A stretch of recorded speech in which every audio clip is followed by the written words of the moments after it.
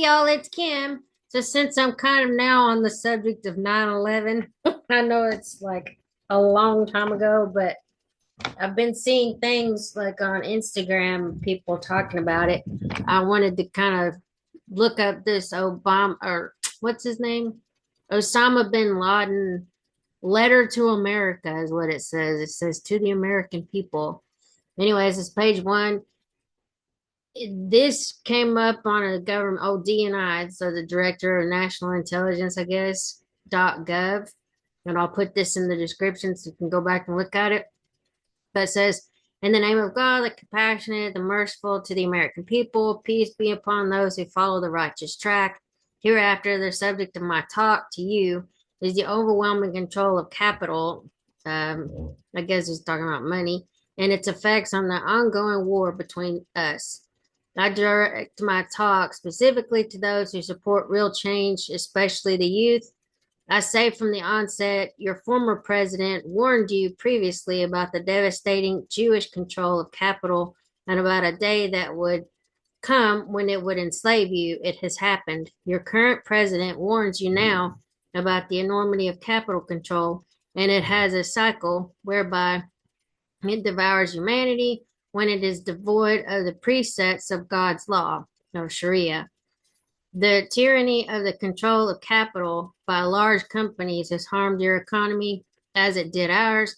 And that was my motivation for this talk. Tens of millions of you are below the poverty line. Millions have lost their homes and millions have lost their jobs to mark the highest average unemployment in 60 years. Your financial system in its totality was about to collapse within 48 hours had not the administration reverted to using taxpayers' money to rescue the vultures by using the assets of the victims. As for us, our our Iraq was invaded in response to pressure from capitalists with greed for black gold, and you continue to support the oppressive Israelis in their occupation of our Palestine in response to pressures on your administration by a Jewish lobby backed by enormous financial capabilities. An observer of the policy of the new administration realizes that the change is tactical and not strategic. It does not at all agree with the change you seek. There are very many indicators of this, especially concerning important matters related to your security and economy, particularly the ongoing war between us. The previous administration was successful in implicating you in these wars against us under the premise that they are necessary for your security, or according to the promise that it would be short and would finish in 6 days or 6 weeks. 6 years has passed, and that administration has gone without realizing the victory. The man calling for change promised you victory in Afghanistan and set a time for withdrawal. Before the end of the set time, Petraeus from the previous administration came and asked for an extension of 6 more months. If it was the 6 day war that started by President Bush in 6 years have not been enough to finish it, then the wise men should question how long would a 6 month war take and whether you are able to fund a war that requires a large amount of money that weakens your economy and your dollar. For Obama to leave 1/3 of the soldiers in Iraq and the statements from his administration about this, especially from Adorno, about the possibility of Obama's ordering the return of the forces he took out of Iraq. It would have been better for him had he disagreed with the ethics of the previous administration and adopted the truth as a friend and told you that he will not withdraw from Iraq, which may not serve the U.S. interest, but it is in the interest of the large corporations. The course of the policies of the present administration in several areas clearly reveals that whoever enters the White House, even with good intentions to safeguard the people's interest, is no more than a train operator. His only task is to keep the train on the tracks that are laid down by the lobbyists in New York and Washington to serve their interests first, even if it is counter to your security and economy. Any president who tries to move the train from the lobbyist tracks to attract for the American people's interest will confront very strong opposition and pressure from the lobbyists. Your president described the decision by the court in favor of corporations to intervene in the political arena as a victory, but it is not a victory for the American people except for the big corporations. There is no doubt about it that it is a right, and it is also a right for the administration to support the oppressive Israelis for the continued occupation of our land and the killing of our brothers, marking a victory for the Jewish lobby. The president was not able to defend you against the security and economic loss. The way for change and freeing yourselves from the pressure of lobbyists is not through the Republican or the Democratic parties, but through undertaking a great revolution for freedom, not to free Iraq from Saddam Hussein, but to free the White House and to free Barack Hussein so he can implement the change you seek. It does not only include improvement of your economic situation and ensure your security, but more importantly, helps him in making a rational decision to save humanity from the harmful greenhouse gases that threaten its destiny. For the American youth to succeed in this change, they need to relive the history of their ancestors and the conditions in their country more than 2 centuries ago. They need to understand the similarities during that era and their present situation, especially in the fundamental conditions. The British Parliament sided with corporations then against the interests of the citizens. You have noticed that Congress's stand with corporations against the people's interests when they refused to legislate against interference in the elections by corporations. The British military governor in the United States used to have the right to appoint judges and mayors. Similarly, the corruption is deep rooted now in all higher authorities, thus giving authorities over these officers to corporations.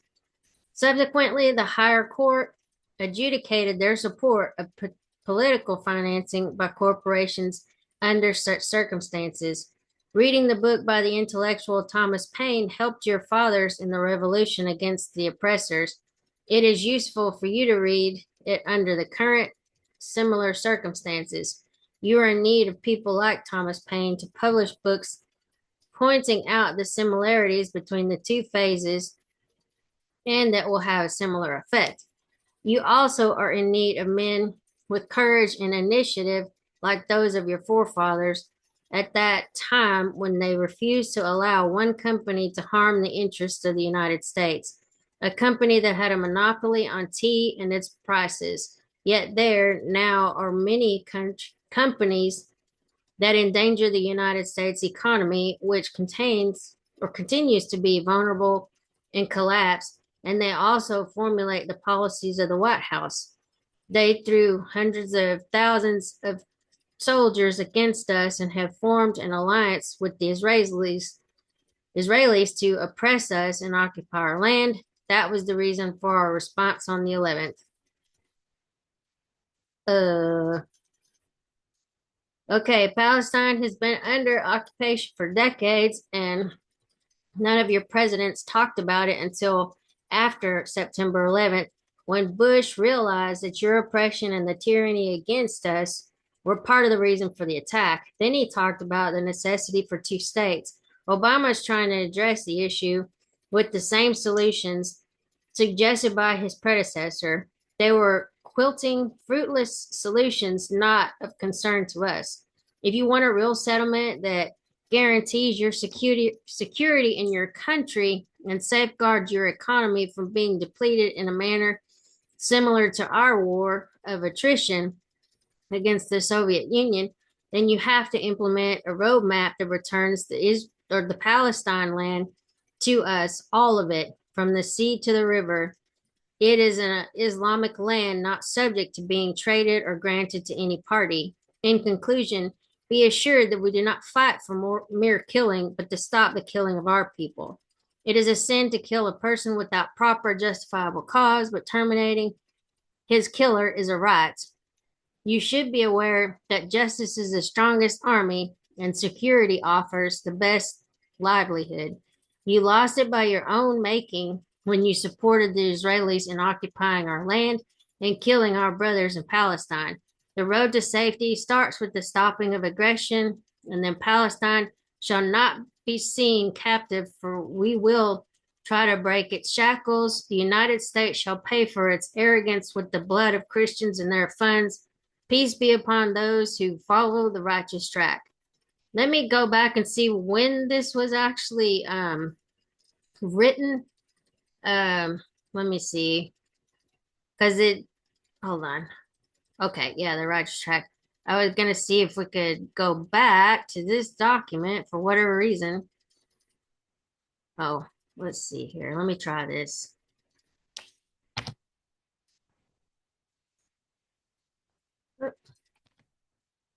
I just want to see if it'll open it back up.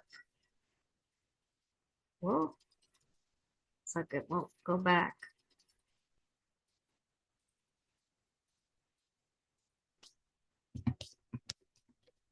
I mean, this is like 20 something years plus, like in the making with all this crap.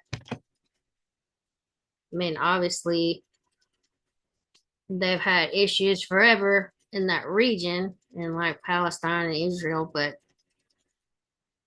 that's nuts. Okay.